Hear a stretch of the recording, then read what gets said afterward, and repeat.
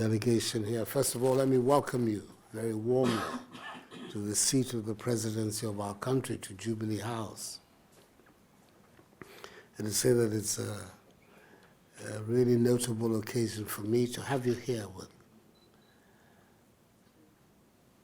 W.E.B. Du Bois is a universal figure on both sides of the Atlantic, and especially on this side, largely because of the intervention of our first president, Kwame Nkrumah, who brought him here, as it were, in the latter years of his life. There's an aspect of our development which is a little bit, if you like, unique. They were the first generation of political leaders who led the fight for independence. Ours was the only one who was an American-trained black man. The others went to Europe. The Nigerian, the Kenyan, the Francophone leaders were in France, and in England, the ones from the British colonies. But Ghana was the only one whose leader was somebody who knew about America.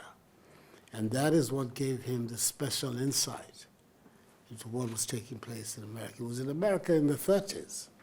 You can imagine what it was like to be a colonial subject in the United States of America, in Philadelphia in the 1930s.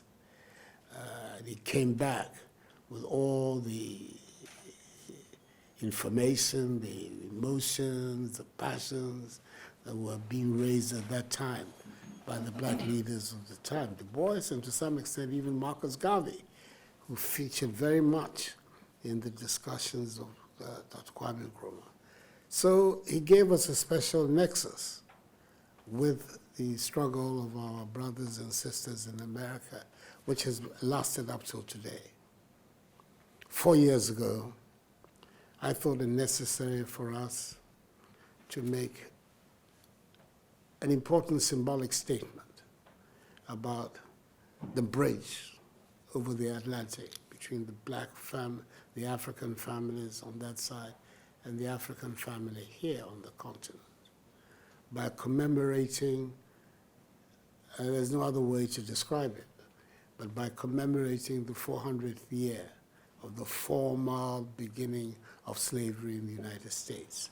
We're told that 1619 was the first date in which West African slaves were formally taken into slavery in the Commonwealth of Virginia.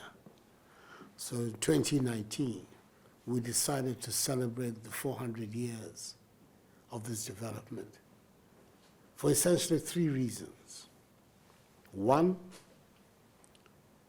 to bring back the memory of that barbaric and inhuman episode, for all of us to be aware of what our history has been.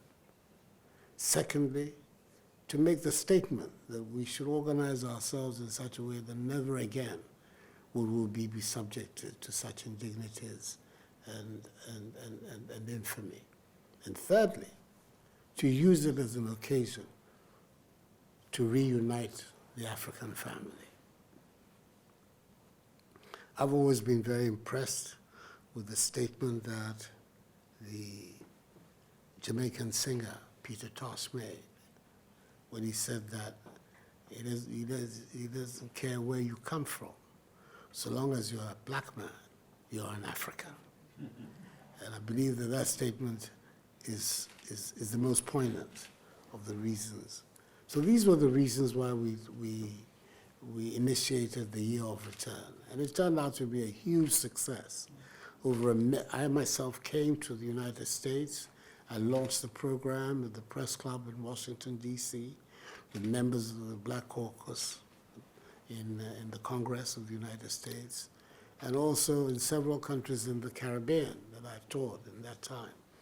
And the result of it was that over 1 million people came here from the African diaspora to commemorate this event. And since then, on a yearly basis, there are hundreds of thousands of people coming to Ghana. So some of the concerns that you're addressing today are concerns that are already being worked on, and which all of us need to consolidate. It's as a result of those developments that in New York, I met a group of people that had been put together by the Ghanaian scholar Kwame Appiah, who's a philosopher. I think now he's at the University of Cornell, is it? He was at Princeton. He's still at NYU. Oh, he's still at NYU, Yeah. at NYU. Yeah. And then, of course, by Henry Skip Gates. Yeah.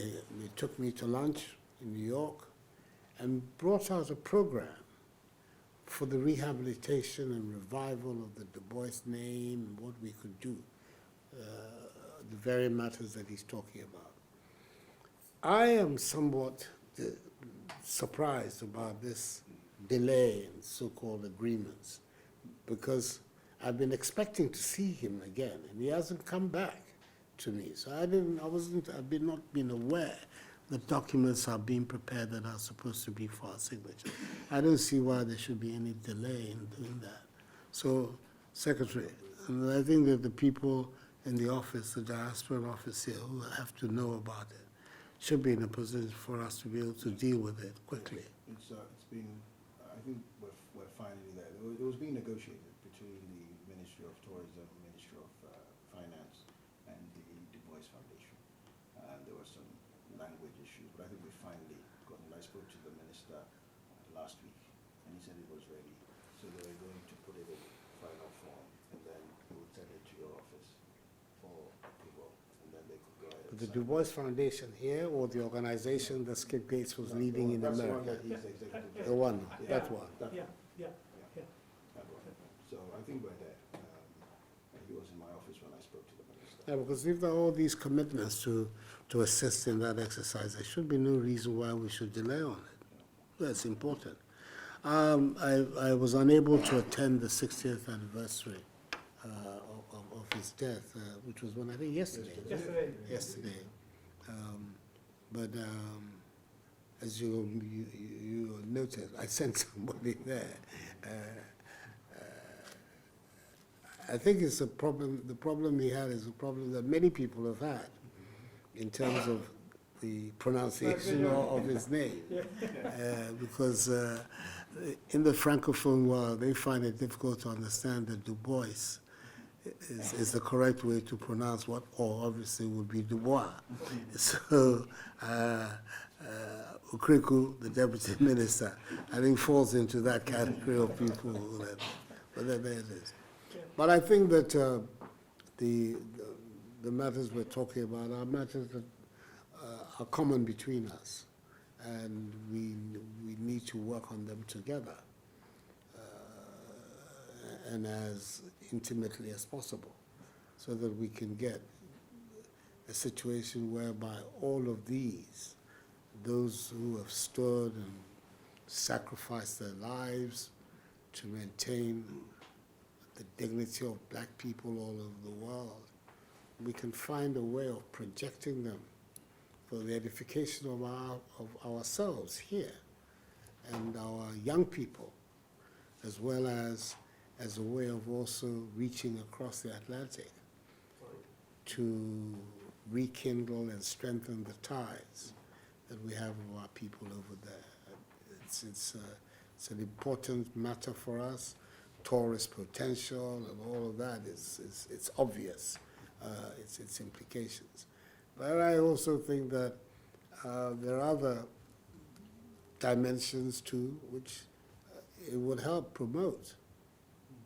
We're told that a great deal of the revival of China, today's world, is a direct result of the intervention of the overseas Chinese community in the development of China at a time when the world was not interested in China's. Today everybody's interested, but at the critical moment when in Deng Xiaoping's time they began the movement to open up their economy and everything, it was the overseas Chinese that stepped in to make the investments that got things moving for others to be able to come in. So there's, significance of it is the direct interplay between the overseas Chinese community and what happened at home in China. And these are things that we all need to look at for our own development. But it's obvious that Ghana has a unique role to play in promoting him, his ideas, promoting history, promoting the connection. He's buried here. His remains are here. He chose to die here. And that's, these are irreversible facts that tie us to him and to his legacy forever and ever and ever. So there's every reason for us to be able to work together to achieve some of your goals. But as I say, I'm somewhat disturbed by the fact that ever since that lunch in New York, you were there. Yeah, you were there, yes. I've not heard from Skip Gates again. Well, they gave it to me to Yeah, but he has not, there's been no attempt to reach out to me directly on it.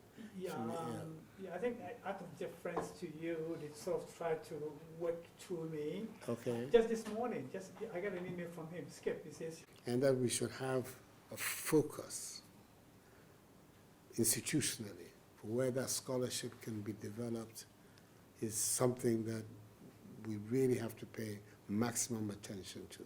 Well, that is the best way that many of the ideas and the history that has been wrongly told and ideas that have been part of a massive disinformation campaign, misinformation, not even disinformation campaign, can be corrected over time. So to have the Du Bois Centre here in Ghana is important for us. We all appreciate it. And to have it as a focal point for the scholarship of the black peoples of the world would be something very, very progressive for us. I want to first